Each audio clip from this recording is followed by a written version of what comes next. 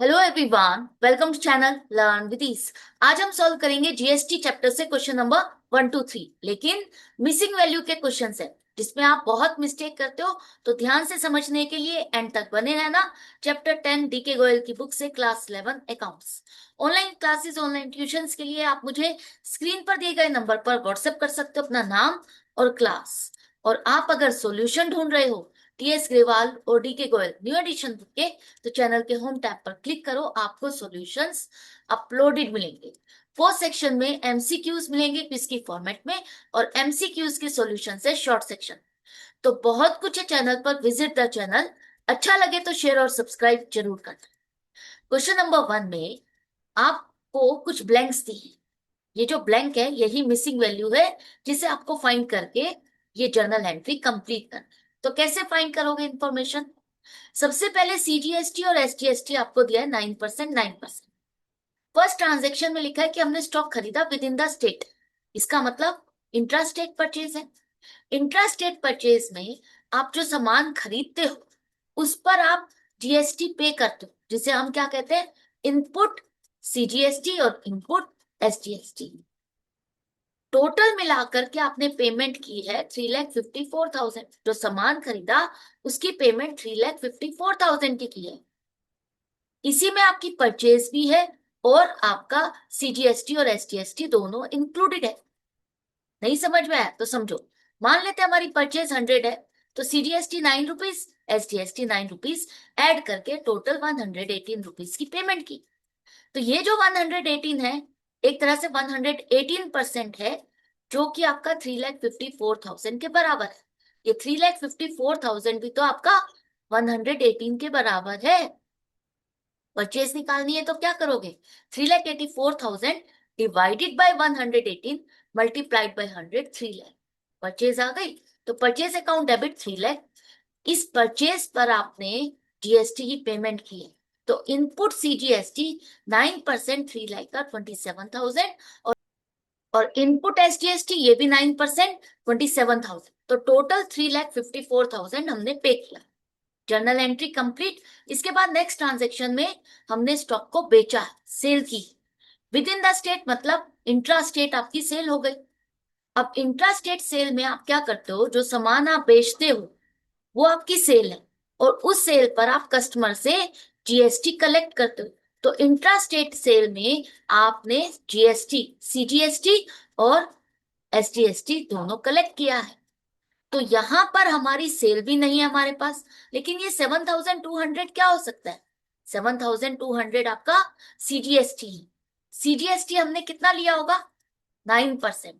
9% cell का। तो कैसे निकालें? मान लेते हैं सेल हमारी 100 है, सीजीएसटी 9% और एसजीएसटी 9% ऐड करके टोटल सेल 118 बनती है। तो ये जो 9 रुपीज है आपका, ये 9 रुपीज की वैल्यू मुझे पता है 7,200 है। ये 9% हमारा 7,200 है। तो टोटल सेल कितनी होगी? मल्टीप्लाइड बाय 100 कर दो, 80,000। सेल का 9% आपका सीजीएसटी है। तो अगर ये 9% है, तो आप इसे 9 से डिवाइड करोगे तो 1% की वैल्यू आ जाएगी। 1% को 100 से मल्टीप्लाई करो तो टोटल सेल 80,000 आ गई। इसी पर आपने कलेक्ट किया है आउटपुट सीजीएसटी 7,200, और आउटपुट एसजीएसटी ये भी 9%, 7,200। तो total amount sale plus output CGST और एसजीएसटी हमने डेटर से कलेक्ट किया 94,400। Entry complete. नेक्स्ट ट्रांजेक्शन में हमने कंप्यूटर परचेज किया। कहां से? With in the state. Intra state purchase है। इंट्रा स्टेट परचेज के केस में कंप्यूटर कितने का खरीदा नहीं पता, लेकिन आपने इस पर इनपुट एसजीएसटी और सीजीएसटी दोनों पे किया है। कितना परसेंट? 9%, 9%। तो ये जो एसजीएसटी है हमारे पास 9% की वैल्यू है। मतलब 4,509 रुपीज के बराबर है, 9% के बराबर है। तो 4,500 को 9 से डिवाइड करो, मल्टीप्लाइड बाय 100, 50,000 आ गया आपका कंप्यूटर। कंप्यूटर हमने 50,000 का खरीदा। 50,000 का 9% इनपुट सीजीएसटी आपने पे किया 4,500। जितना सीजीएसटी होगा उतना ही एसजीएसटी होगा। तो दोनों मैच करना चाहिए। अगर डिफरेंस आ रहा है इसका मतलब मिस्टेक किया आपने कहीं ना कहीं कैलकुलेशन में। तो कंप्यूटर और इस पर जीएसटी मिला करके टोटल हमने पेमेंट की 59,000। तो क्वेश्चन कंप्लीट ये वाला। इसके बाद नेक्स्ट क्वेश्चन में आ जाते हैं। यहां पर देखो क्या लिखा है कि सीजीएसटी और एसटीएसटी 6% है। इसके बाद हमने क्या किया, स्टॉक खरीदा है विद इन द स्टेट, इसका मतलब इंट्रा स्टेट परचेज है। तो इंट्रा स्टेट परचेज में आपने इनपुट सीजीएसटी 15,000 की पेमेंट की है। सामान कितने का खरीदा नहीं पता, लेकिन जो सामान खरीदा उसका 6% 15,000 है। तो इसका मतलब 15,000 आपका 6 रुपीज के बराबर है, 6% के बराबर है। तो 15,000 को 6 से डिवाइड करो, मल्टीप्लाइड बाय 100, 2,50,000 आ गई अमाउंट जितने से आपने स्टॉक को खरीदा। 2,50,000 का 6% सीजीएसटी आपने पे किया, तो 6% एसजीएसटी 15,000 ये भी पे करेंगे। टोटल अमाउंट 2,80,000 हमने पे किया। Journal entry complete. इसके बाद नेक्स्ट ट्रांजेक्शन में हमने स्टॉक बेचा है, सेल की है within the state, intra state sale है। इंट्रा स्टेट सेल में आपने 2,24,000 डेटर के अकाउंट को डेबिट किया। इसका मतलब जो सेल है उस पर सीजीएसटी और एसटीएसटी टोटल करके 112 रुपीज के हिसाब से आपने सेल की है। तो ये जो 2,24,000 है ये 112% के बराबर है। तो अगर आपको सेल की वैल्यू निकालनी है तो इसको 112 से डिवाइड करोगे, मल्टीप्लाइड बाय 100, 2 लाख आ गया आपकी सेल की अमाउंट। 2 लाख पर आपने सीजीएसटी कलेक्ट किया 6% 12,000 और एसटीएसटी कलेक्ट किया 12,000, टोटल 2,24,000 ही बन रहा है। मैच कर रहा है, इसका मतलब जर्नल एंट्री कंप्लीट और करेक्ट है। आई होप अब आपको समझ में आ रहा है कि इंफॉर्मेशन कैसे निकालनी है और कैसे कैलकुलेट करना। नेक्स्ट ट्रांजेक्शन में आपने रेंट की पेमेंट की है 11,200। ये जो आप पेमेंट कर रहे हो इसमें जीएसटी इंक्लूड है। मान लेते हैं रेंट आपका 100 है, तो इस पर सीजीएसटी और एसटीएसटी मिला करके 112 बनता है। आपको अगर स्टेट नहीं दी है तो आपको क्या मान के चलना है, ये इंट्रा स्टेट है। इंट्रा स्टेट के केस में सीजीएसटी और एसटीएसटी दोनों लगेगा। तो 11,200 जो अमाउंट है ये आपने जीएसटी मिला करके की है, तो ये आपका 112 के बराबर है। तो आप इसे 112 से डिवाइड करो, मल्टीप्लाइड बाय 100, तो 10,000 आपका रेंट, रेंट अकाउंट में डेबिट करोगे 10,000।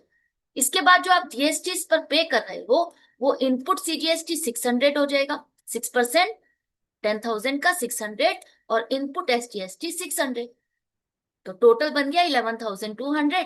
ये क्वेश्चन भी कंप्लीट हो गया। इसके बाद लास्ट क्वेश्चन है जिसमें आपको ये सारी जर्नल एंट्रीज कंप्लीट करनी है। तो सबसे पहले हमने स्टॉक खरीदा है लेकिन आउटसाइड द स्टेट। अब ये हो गया आपका inter state. Inter state purchase करोगे तो सीजीएसटी और एसजीएसटी नहीं लगेगा, क्या लगेगा, आईजीएसटी। आईजीएसटी का रेट क्या होगा या नहीं है क्वेश्चन में, तो जो सीजीएसटी और एसजीएसटी इन दोनों का टोटल करो, मतलब 12%। परचेज अगर 100 है तो 12% आईजीएसटी। अगर आपको यहाँ पर 16,800 दिया है, ये क्या होगा, परचेज तो नहीं है। रोशनी को हमने कितनी पेमेंट की, ये भी नहीं है। 16,800 आपका आईजीएसटी है, मतलब ये 12 रुपीज के बराबर है, 12% है। तो 16,800 को 12 से डिवाइड करो, मल्टीप्लाइड बाय 100, 1,40,000 आ गया परचेज, जिस पर आपने इनपुट आईजीएसटी की पेमेंट की। टोटल मिला करके रोशनी के अकाउंट को क्रेडिट करोगे 1,56,800 से। Journal entry complete. नेक्स्ट में आपने सेल की है, सेल की है outside the state. Outside the state का मतलब इंटर स्टेट आपकी सेल हो गई, जिसमें आप आईजीएसटी को कलेक्ट करोगे। तो 100 रुपीज अगर आपकी सेल है, 78,400, इसमें आपका जीएसटी इंक्लूडेड है, तो 12 रुपीज इंक्लूड करके आपकी सेल टोटल 112 के बराबर है। तो ये 78,400 जिसमें आपकी सेल प्लस आईजीएसटी दोनों इंक्लूडेड है, मतलब ये 112 के बराबर है।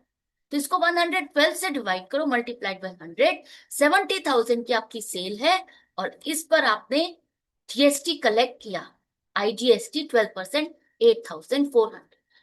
तो टोटल कितना बन गया, 78,400।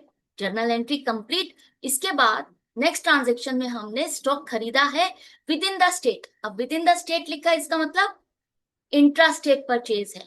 जिसमें आप सीजीएसटी और एसजीएसटी दोनों लगाओ। अब आपको यहाँ पर इनपुट सीजीएसटी की वैल्यू दी है 30,000। जो आपने सामान खरीदा उसका 6% 30,000, तो इसका मतलब 30,000 आपके 6% की वैल्यू है। तो 30,000 को 6 से डिवाइड करो, मल्टीप्लाइड बाय 100, 5 लाख इसका मतलब हमारी परचेज है। Input CGST 30,000, input SGST 5 lakh का 6% 30,000। टोटल हमें कितनी पेमेंट करनी है? 5,60,000। इसके बाद लास्ट में आपने रेंट की पेमेंट की। रेंट की पेमेंट कर रहे हो 22,400। स्टेट नहीं दी तो मैंने क्या कहा था, जब आपको स्टेट नहीं दी है तो आपको क्या मानना है? इंट्रा स्टेट है, सीजीएसटी और एसजीएसटी दोनों लगेंगे। 22,400 जीएसटी मिला करके है, 112 के बराबर है। तो 22,400 divided by 112 multiplied by 100, 20,000 rent में आएगा। 20,000 का सीजीएसटी 6% 1,200, इनपुट एसजीएसटी 6% 1,200। चेक कर लो, मैच कर रहा है? मैच कर रहा है। तो ये भी आपका क्वेश्चन कंप्लीट हो गया। आई होप ये आपको चैप्टर अच्छे से समझ में आ गया। मेरी तरफ से तो मैंने बहुत अच्छे से आपको एक एक पॉइंट क्लियर कर दिया है, लेकिन अगर आपको फिर भी कहीं डाउट है, कंफ्यूजन है, तो आप कमेंट सेक्शन में लिख करके पूछ सकते हो। हम मिलेंगे आगे नेक्स्ट चैप्टर में आगे के क्वेश्चंस के साथ। Good bye and take care.